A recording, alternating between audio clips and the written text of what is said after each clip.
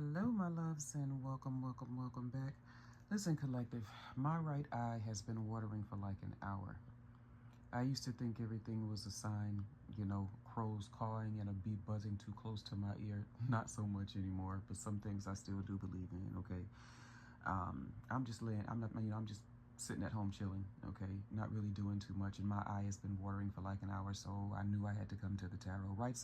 My right side is always action because that's my dominant side. Left side I receive.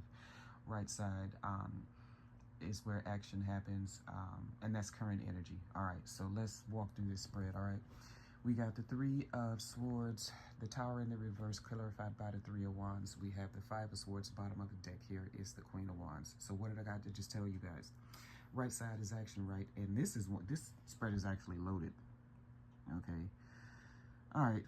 So let's talk about it. First of all, you guys, we got double threes here. All right.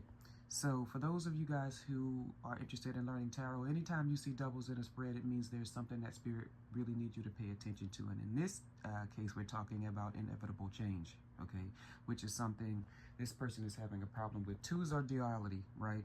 Threes are about changes you need to make, changes that are happening, changes that are indeed inevitable. And here's the Tower to prove it. Okay, this structure, this situation was or soon will be over. Okay, and what we're dealing with here is an inability to accept loss and a total lack of acceptance. Okay, you guys, we're also actually even dealing with mental imprisonment here, because if you look at the Three of Swords, which is about heartbreak, okay, to this Five of Swords, right, which is win at all cost type of energy. You guys, this is Eight Swords. Okay, what is the Eight of Swords about? It's mental imprisonment, right? It is, I would say, about avoidance, okay? And because this person is ultimately resisting a full confrontation with reality, okay? Five of Swords is a win at all cost energy. I'm hearing Denzel Washington in my head. I'm going to leave here with something. Okay, I think it was that interview, some type of podcast or something like that he did with Jamie Foxx. I'm gonna leave here with something. That's what this is about. Okay, Queen of Wands is typically Queen of Wands is all about confidence. Okay, leadership. Okay, but in this energy, this is not about confidence, okay? Like I said, this is about a fear of finality and a total and complete inability to accept loss and to deal with reality, all right? This is all about self-image and an inability to also accept rejection, okay? Because this Five of Swords here says, I will not be rejected. I will not be the one that gets left. I will not be the one that loses out, okay? I will win. I don't care what it takes, okay? And you guys, that's why I say, this is complete and total avoidance, okay?